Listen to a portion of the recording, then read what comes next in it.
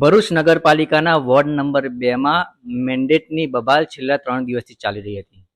ઉમેદવારી પત્ર ભરવાના છેલ્લા દિવસે સવારે શમશાદ અલી સૈયદનો એક વિડીયો સોશિયલ મીડિયા પર જોવા મળે છે અને તેમાં તેઓ બોલે છે કે કોંગ્રેસ પાર્ટીએ જે નક્કી કર્યું તેને હું સ્વીકારું છું. જે બીજા ઉમેદવારને ટેન્ડેટ આપવામાં આવ્યું તેમનો પણ સ્વીકાર કર્યો અને પછી ત્યારબાદ ઉમેદવારી પત્ર ભરવાના છેલ્લા દિવસે સમય પૂર્ણ થવાનો હતો તેને 10 મિનિટ પહેલા તેઓ પહોંચે છે અને ફરીથી પોતાની ઉમેદવારી કરે છે. શમશાદભાઈ, બપોરે તમે કહો છો કે પાર્ટીએ જે આદેશ આપ્યો તેનો હું સ્વીકારું છું અને થોડા સમય પછી તમે જાતે જ ઉમેદવારી પત્ર ભરવા જાઓ છો. આ જે રાજકારણ થયું તેના પડદા પાછળની કહાની શું છે? પહેલાં તો મારા વોર્ડના તમામ મતદારનો અને મારા પાર્ટીના આગેવાનો સંગઠનોનો હું આભાર માનું છું. તેમણે મને ઉમેદવારી કરવાનો ત્રીજી વાર આ વોર્ડ નંબર 2માંથી જે મોકો આપેલો છે એટલે હું આભાર વ્યક્ત કરું છું. અને જે રીતે આ ચૂંટણીની પ્રોસેસના અંદર મેન્ડેટની પ્રોસેસમાં આજે જે રીતે ચૂંટણી અધિકારીશ્રીએ ફોર્મની ચકાસણી દરમિયાન ફોર્મ સ્વીકાર્યું અને ઉમેદવાર તરીકે જાહેર કર્યા એટલે તમામ જે પ્રક્રિયા છે ચૂંટણીની તેનો હું આદર કરું છું. પહેલાં તો જે રીતે છેલ્લા 2 ટર્મથી મારા વોર્ડના લોકોએ મને ખૂબ સારા માર્જિનથી કોંગ્રેસની પેનલ મારા વોર્ડને આપી હતી અને અમે પણ ખૂબ સારી રીતે આ વોર્ડને દરેક ક્ષેત્રે કામગીરી કરેલ છે અને ફરીવાર અમને મોકો મળેલો છે. વાત રહી કે ઉમેદવારી પત્ર ભરવાની, તો મોવડી મંડળે મારી પાર્ટીએ મને આદેશ કર્યો. ક્યાંક ને ક્યાંક પાર્ટીને ખબર પડી, પાર્ટીને લાગ્યું કે કંઈક ખોટું થયું છે એટલે મને આદેશ આવ્યો એટલે મેં તાત્કાલિક ધોરણે મારું ફોર્મ સબમિશન કર્યું. અને ત્યારે પણ મેં એક જ વાત કીધી હતી, સવારે બી જે મારું નિવેદન હતું ત્યારે પણ મેં એ જ વાત કરી હતી કે કોંગ્રેસી છું, કોંગ્રેસી રહીશ. કોંગ્રેસ પાર્ટી જે મને જે કાર્ય કરવાનું કહેશે, ખુરશી પાથરવાનું હોય કે બેનર લગાવવાનું હોય એ તમામ કામગીરી એક કોંગ્રેસના સૈનિક તરીકે કરતો રહીશ. એટલે એમાં કોઈ બીજી વાત આવતી નથી.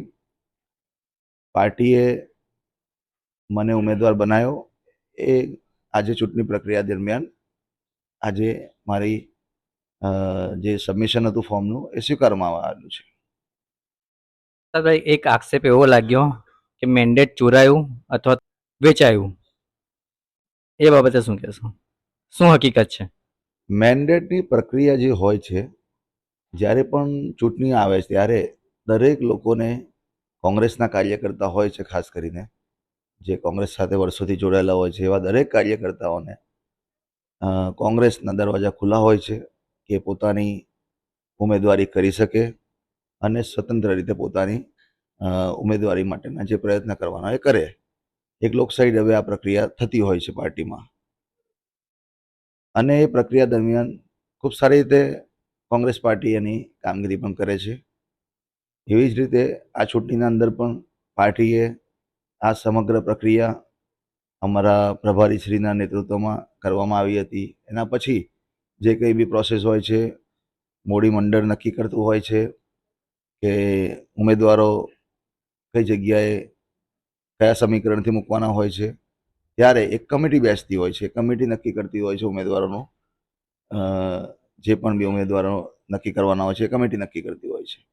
એટલે ઉમેદવારોનું જ્યારે પ્રક્રિયા થઈ ત્યારે મોવડી મંડળે ભરૂચ નગરપાલિકાની જે ચૂંટણીના ઉમેદવારો માટેની પ્રક્રિયાના અંદર જે પ્રદેશનું મોવડી મંડળ, એમની સાથે શહેર જિલ્લા કોંગ્રેસ સમિતિના પ્રમુખો, જિલ્લાના પ્રભારી, વિવિધ તાલુકાઓના પ્રભારી, એ બધાની હાજરીના અંદર આ સમગ્ર પ્રોસેસ પૂર્ણ કરી હતી અને ઉમેદવારો ફાઇનલ કરવામાં આવ્યા હતા. ક્યાંક ને ક્યાંક ખોટું થયું. એ ખોટું થવાના કારણે આ જે કંઈ પણ છેલ્લા 2-3 દિવસથી પ્રજાના અંદર, ખાસ કરીને ભરૂચના અંદર જે કોંગ્રેસ પાર્ટીને જે દેખાયું હતું બહાર, એટલે પ્રોસેસના અંદર ક્યાંક ને ક્યાંક ખોટું થયું એ આજે ખુલ્લું પડેલું છે અને પાર્ટીએ મને જે ઉમેદવાર બનાવ્યો હતો એ ઉમેદવાર મારું ફોર્મ સ્વીકારવામાં આવેલું છે. શહેર પ્રમુખ સાથે અમારે 2 દિવસ પહેલા વાત થઈ હતી. તેમણે જણાવ્યું હતું કે અમારા ઉમેદવાર કુતબુદ્દીન પટેલ છે. ખુદ શહેર પ્રમુખે પોતાના ઉમેદવારનું નામ એવું કહ્યું કે કુતબુદ્દીન પટેલ કોંગ્રેસ પાર્ટીના ઉમેદવાર છે. તો શું છે શહેર પ્રમુખ સાથે તમારી દુશ્મનાવટ? રાજકીય દુશ્મનાવટ તમે કેમ નથી ગમતા એમને? શહેર પ્રમુખ કોઈ ઉમેદવારોનું ચયન ના કરી શકે. શહેર પ્રમુખ પાસે સત્તા એટલી હોય છે કે આ સમગ્ર પ્રોસેસના અંદર એમની ભૂમિકા મહત્વપૂર્ણ હોય છે. પરંતુ એક આખું બોર્ડ નક્કી કરતું હોય છે કે આ કઈ જગ્યાએ કયા ઉમેદવારોની પ્રક્રિયા ચયન કઈ રીતે થાય છે. બધા સમીકરણો જોવામાં આવતા હોય છે અને એ સમીકરણના આધારે ઉમેદવારો નક્કી થતા હોય છે. એટલે ક્યાંક ને ક્યાંક કદાચ કોઈ વ્યક્તિગત પ્રોબ્લેમ હોઈ શકે, એના કારણે આ થયું હોઈ શકે, અથવા તો કંઈક બીજું કારણ હોય જે બતાવી ના શકતા હોય. પણ મારું ચોખ્ખું આવું માનવું છે કે આ સીટના ઉપર જે રીતે કુતબુદ્દીનભાઈને, એ મારા પરમ મિત્ર પણ હતા ને આજે છે પણ, એમને ટિકિટ માટેની જે એમને કહેવામાં આવ્યું, પરંતુ ક્યાંક ને ક્યાંક પહેલાં જે નક્કી થયું હતું એ પ્રભારીશ્રીને પણ ખબર છે કઈ જગ્યાએ કયા ઉમેદવારને લડાવવાના હતા, ક્યાં એટલે ઉમેદવારી કરવાની હતી. એટલે તમામ વોર્ડના અંદર આ માટેની પ્રક્રિયા પૂર્ણ થઈ હતી. પરંતુ એ પ્રમાણે ઉમેદવારોને ઉમેદવારી કરવા ન મળી અને કંઈક બીજું જ રંધાયું આખા સમગ્ર પ્રકરણમાં. એટલે એ તો દેખાય જ છે ને, એમાં આગળ પણ મેં સ્ટેટમેન્ટ આપેલા છે કે આ બાબતે શહેર પ્રમુખ વધારે ખુલાસો આપશે. શહેર પ્રમુખ કહેતા હતા તો પછી શહેર પ્રમુખ વધારે ખુલાસો આપે, એના ઉપર પ્રકાશ પાડે કે ભાઈ સત્ય શું હતું. તમને પણ ખબર છે સત્ય શું હતું. તમે પણ મીડિયા સમક્ષ પ્રજાની સામે બોલી શકો છો કે સત્ય શું હતું અને કોની ભૂમિકા હતી આખા પ્રકરણમાં? સમગ્ર આ પ્રકરણ અંદર શહેર કોંગ્રેસ પ્રમુખને જે રીતે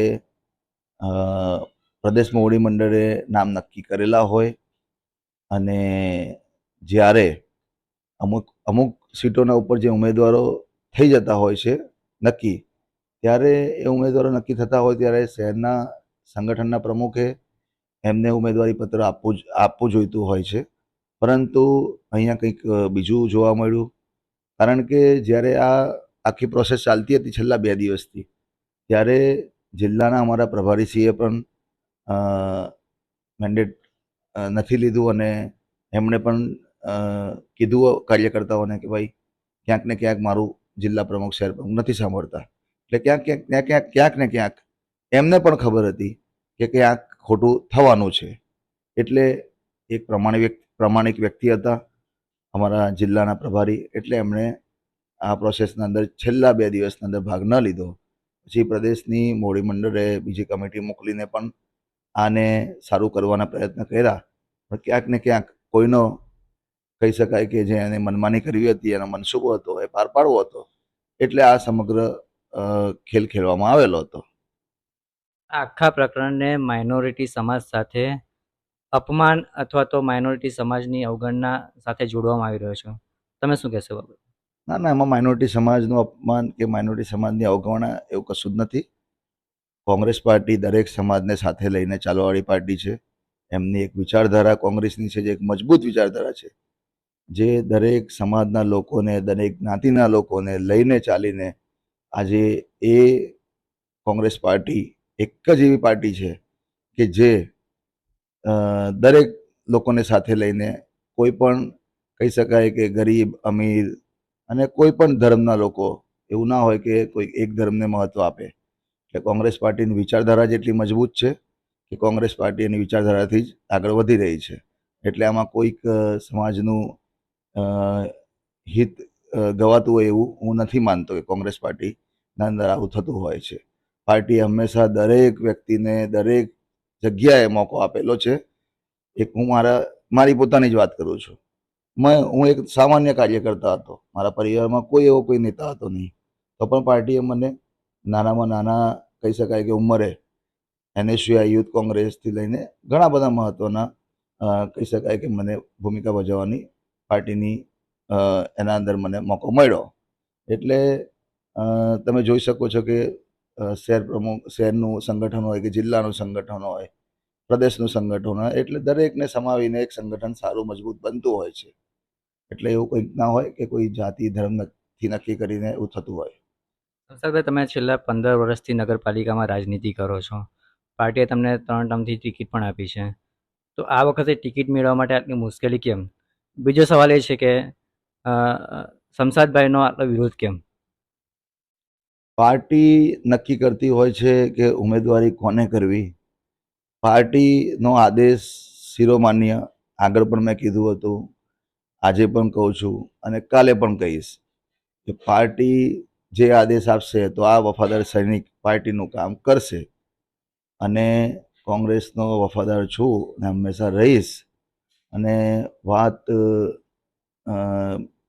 હોઈ શકે કે તમે કહી શકો છો, તમે કીધું કે વિરોધ હોતો નથી. દરેકને પોતાનો કહી શકાય કે કંઈક ને કંઈક પાર્ટી પાસેથી કંઈ મેળવવાનું હોય છે. કોઈ પદ માટે હોય છે અથવા તો કોઈ ઇલેક્શન લડવા માટેની માંગણી હોય છે. ક્યાંક ને ક્યાંક કોઈ સ્વીકારાતી બધાની એક સાથે નથી. કોઈ આજે કોઈને મોકો મળતો હોય, કોઈને કાલે મોકો મળતો હોય છે. એટલે એને વિરોધ ના કહી શકાય. એ સમયે નારાજગી થોડી ઘણી હોય છે, પણ એ પછી આગળ જતાં એ દૂર થઈ જતી હોય છે. તમે માનો છો કે માઇનોરિટી સમાજમાં ભાગલા પાડવાની કોઈ નીતિ અપનાવવામાં આવી હોય, અથવા તો અન્ય કોઈ પક્ષ દ્વારા કોઈ ષડયંત્ર કરીને કોંગ્રેસને વોર્ડ નંબર 1 અથવા વોર્ડ નંબર 2, જેમાં કોંગ્રેસ મજબૂત છે, તો તેને નબળી પાડવાની કોશિશ થઈ રહી હોય? કોંગ્રેસનો આ ગઢ છે, કોંગ્રેસ મજબૂત છે. કોંગ્રેસ આવનારા સમયમાં પણ મજબૂત જ રહેશે, કેમ કે કોંગ્રેસના સારામાં સારા આગેવાનો, નેતાઓ આ વિસ્તાર એ આપેલા છે અને હમણાં પણ હાલમાં છે. એટલે એવું તો નથી કે કોંગ્રેસ અહીંયા નબળી પડવાની છે. મજબૂતાઈથી ઉમેદવાર જે પણ છે અમારા સમગ્ર શહેરના અંદર, દરેક વોર્ડના અંદર, એ દરેક વોર્ડના અંદર કોંગ્રેસના યોદ્ધા તરીકે લડાઈ લડશે અને આ જંગના અંદર વિજય થશે એવું મને આશા છે. કરંટ ટેલર તમારા વિસ્તારમાં નુકસાન કરશે?